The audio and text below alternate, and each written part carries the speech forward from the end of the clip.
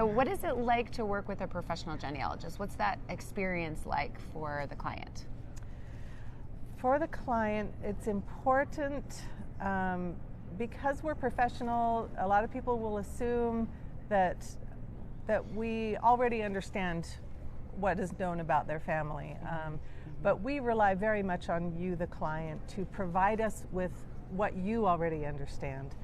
You are the expert on your family, and we need you to provide a concise summary of what you've already done and what you hope we'll look at, or to trust us to take the best approach and follow the research. But the more experienced you are in researching your family, the more important it is to communicate to us what is your specific goal and what do you already know.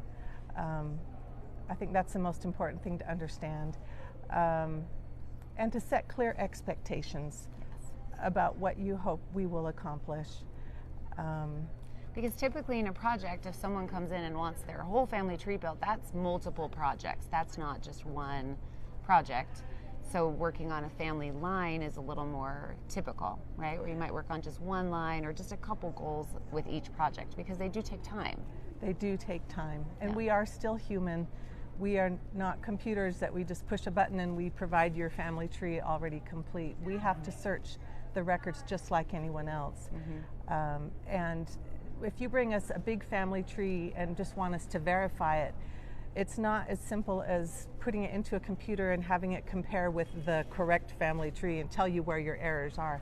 We basically have to re-research each ancestor and find records to prove or evaluate the records that you've already found. So yes, it is really important, if you already have a fairly sizable tree, to focus on one line or two lines and let us work carefully, one ancestor, one nuclear family at a time, back in time.